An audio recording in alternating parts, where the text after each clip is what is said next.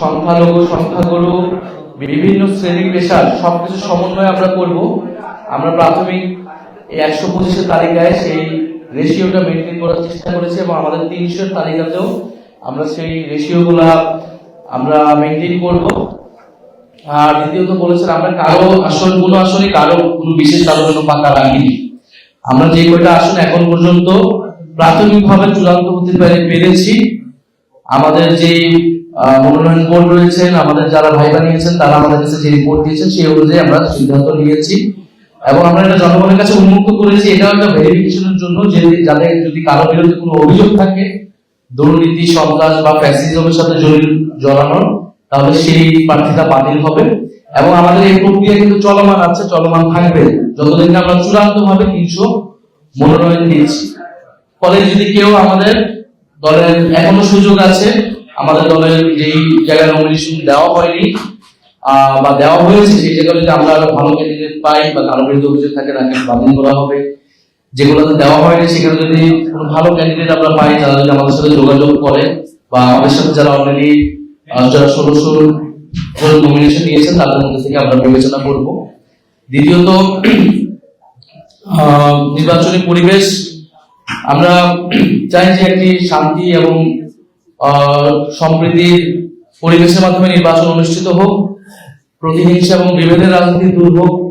ফলে এনসিপির যারা মনোনয়ন পেয়েছেন প্রাথমিক, আমার তাদের প্রতি আহ্বান থাকবে যে আপনারা অবশ্যই ঐক্যবদ্ধভাবে যারা প্রতিদ্বন্দ্বী রয়েছেন আপনাদের এলাকায় তাদের সাথে সম্মিলিতভাবে তাদের সহযোগিতা নিয়ে তাদেরকে সহযোগিতা করে নির্বাচন অংশগ্রহণ করবেন। আমরা নির্বাচনী পরিবেশ পুরোপুরি সন্তোষজনক আমরা বলবো না।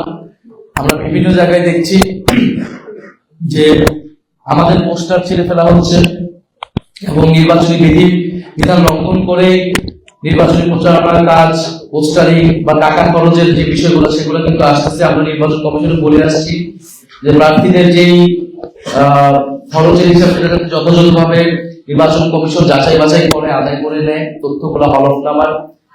আমরা দেখছি বিভিন্ন জায়গায় অস্ত্রের মহড়া হচ্ছে, বিএনপি জামাত উভয় দল থেকে আমরা এই ধরনের সংস্কৃতি দেখছি। আমাদের সদস্য সচিব যখন সেটা একটা বক্তব্যের বিরোধিতা করেছে, জামাত ইসলাম থেকে সেটার প্রতিবাদ জানানো হয়েছে মিথ্যা। ফলে এই ধরনের কাজগুলো কিন্তু হচ্ছে। আমরা এটা আমাদের রাজনীতিতে নির্বাচনের সংস্কৃতি আমরা জানি, কিন্তু আমাদের দলগুলোকে দায়িত্বশীল আচরণ করতে হবে আমাদের এবং সেই সংস্কৃতি থেকে বের হয়ে আসতে হবে এবং দলের দায়িত্বশীল জায়গা থেকে আমরা যাতে এই বিষয়গুলো অস্বীকার না করে বরং সেখানে কিভাবে সমাধানের দিকে যাওয়া যায়। এবং বিভিন্ন জায়গায় মনোনয়ন নেওয়া কিন্তু শৃঙ্খলা নষ্ট করা হয়েছে, যানবাহনে ভাঙচুর হয়েছে এবং নির্বাচন কমিশন সর্বোপরি এই যে যারা মাফিয়া, বিভিন্ন জায়গায় মাফিয়াদেরকে নমিনেশন দেওয়া হয়েছে, ঋণখেলাপিকে নমিনেশন দেওয়া হয়েছে, তাদের বিরুদ্ধে ব্যবস্থা নিবে কিনা এর উপর নির্ভর করবে যে নির্বাচন কমিশন কতটা সুষ্ঠু প্রক্রিয়া কাজ করতেছে। তবে আমরা নির্বাচন কমিশনের উপরে অন্তর্বর্তী সরকারের উপরে আস্থা রাখতে চাই, কারণ আমরা চাই না যে আমাদের এই নির্বাচনী প্রক্রিয়া, আমাদের এই সংস্কারের অগ্রযাত্রা কোনোভাবে ব্যাহত হবে। একটা জিনিস হচ্ছে আপনাদের যে জোট, সেটি আগে আপনারা যেমন বলছিলেন যে আপনারা বিএনপির সঙ্গে যেতে পারেন, জামাতের সঙ্গে যেতে পারেন, সাথে না যাওয়ার মূল কারণটা কি? এটি একটি প্রশ্ন। আর দ্বিতীয় প্রশ্ন হচ্ছে আপনাদের যে দুজন জোট সঙ্গী রয়েছেন তাদের জন্য আপনারা কতটা আসন থাকা রাখতে? এটা তো এনসিপি তালিকা, আমরা আমাদের জোটের যারা দল রয়েছেন বা যদি আরো অনেক দল আসতে পারেন আমরা পরবর্তীতে তাদের সাথে একটা সমন্বয় করবো। এই মুহূর্তে আমরা বলতে পারতেছি না, আমরা ভালো প্রার্থী দেখে আসলে এই বিষয়টা সমন্বয় করবো, এটা কোনো নির্ধারিত সংখ্যায় আবদ্ধ থাকবে না। আর দ্বিতীয়টা কি বলেছিলেন প্রথমটা? আচ্ছা, আমরা প্রথমত যখন আমরা দেখলাম যে আমাদের নমিনেশন প্রক্রিয়া চালু করার পরে 1600 মানুষ যখন এই আমাদের নমিনেশন ফর্ম কিনেছে এবং সারা দেশে অভূতপূর্ব সাড়া পড়েছে, আমরা আমাদের কাছে তখন মনে হয়েছে যে মানুষের এই ভালোবাসাকে আমরা উপেক্ষা করতে পারি না। আমাদের নমিনেশন ফর্ম অনেকেই কিনেছেন যারা নির্বাচন আসলে অংশগ্রহণ করবেন না, বিদেশে থাকেন অথবা দেশে কোনো একটা পেশায় আছেন, তারা আমাদের দলকে ভালোবেসে আমাদের দলকে ডোনেট করার একটা সুযোগ পেয়ে তারা এই নমিনেশন ফর্ম কিনেছে এবং এই ভালোবাসাটা, এই সহযোগিতা, সমর্থনটা তারা এই কারণে করতে যাচ্ছেন যাতে আমরা আমাদের রাজনীতি নিয়ে, আমাদের লক্ষ্য নিয়ে আমরা এককভাবে দাঁড়াই। ফলে আমাদের কাছে মনে হয়েছে মানুষের এই ভালোবাসাকে উপেক্ষা করে আমরা অন্য কোনো দলের সাথে যদি যাই, আমরা কম্প্রোমাইজ হিসেবে বিবেচিত হব। আমরা সেই সমঝোতা রাজনীতি করতে চাই না।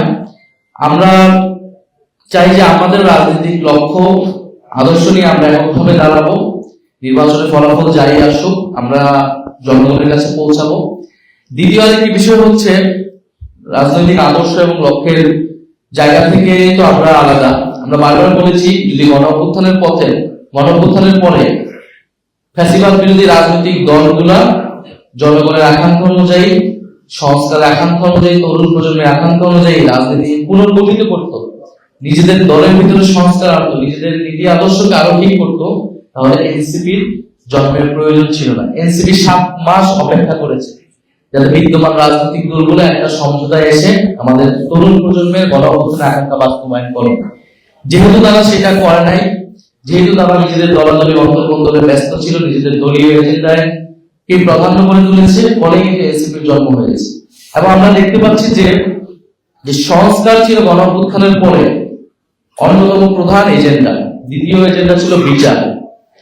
ফলে এই যে সংস্কার এবং এই যে সামনে যে একটা গণভোট হবে এবং গণভোটে যে সংস্কার প্রক্রিয়া বাস্তবায়ন হবে, এই আলাপটাই কোনো রাজনৈতিক দল করছে না। অর্থাৎ সংস্কারের পক্ষে কিন্তু কেউ ক্যাম্পেইন করছে না।